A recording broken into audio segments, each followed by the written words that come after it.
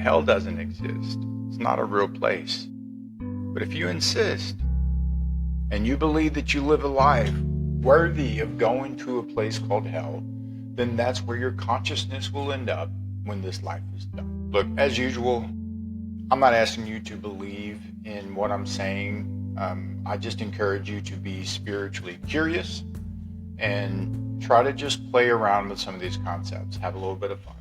So the topic I want to get into today is discussing how important our belief systems are and how what we believe in actually shapes the reality of our physical life as well as our spiritual life. Okay? Now, as spiritual beings, we are creators. We create our own reality. But here's the thing. We don't experience what's real. We experience what we believe. If you believe in something enough, that will be a part of your reality in some form or fashion. For example, if I believe I'm guilty, I will manifest the punishment. It may not be the typical punishment to go along with the infraction or what have you, but I will manifest the punishment just because of my guilt.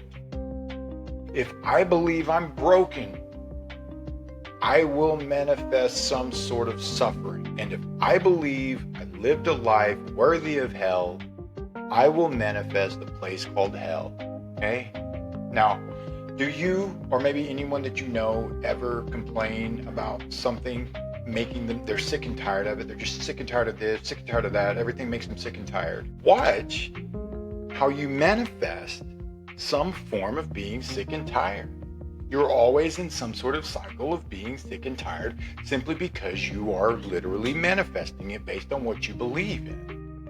Now, you may argue, well, that's not a belief.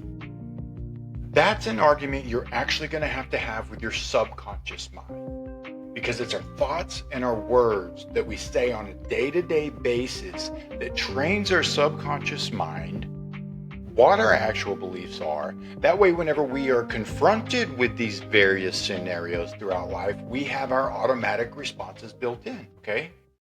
So, our beliefs shape our reality. And unfortunately, a lot of our beliefs have been manipulated.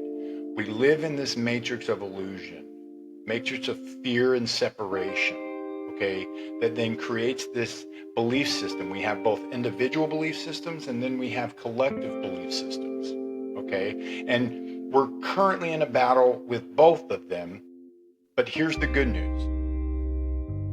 So here's what we do about it. One, you've got to recognize that you're in control. It doesn't matter who has influenced you up to this point. Right now, this very moment, you're the one in control of your belief systems. You get to determine what makes sense to you. If you find yourself in fear, anxiety, worry, guilt, anger, any of those, they're all triggers to make you go, here's what you do. Ask yourself, when you experience any of those negative emotions, ask yourself, what must I believe in order for this to be true? It's a really good initial question to start to examine. When I'm experiencing a negative feeling, a negative emotion of some sort, ask yourself, what must I believe about this scenario, about this situation, about what was said in order for this to be true?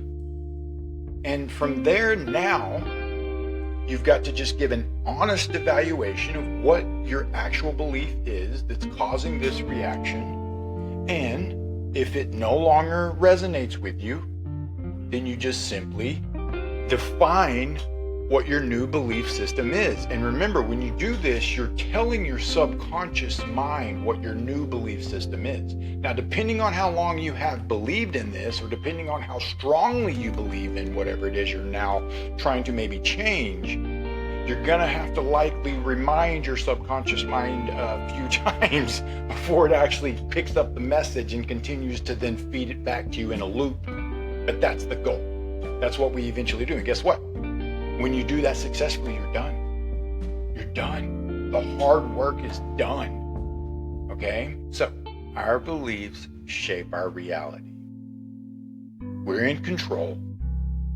We get to now determine what we believe in based on essentially what makes us feel good, baby. That's all that matters. When you experience a negative emotion, use that as a cue to examine What must I believe in order for this to be true? Now, when you go through this process, you're gonna come up against a pretty formidable opponent. It's your ego. Now, that's a whole nother topic in itself, and that's actually what I'm gonna dive into in my next video. So if you like what you hear, I encourage you to subscribe and join my tribe. Let's go down this journey of remembering together. Until next time, love you all. Peace out.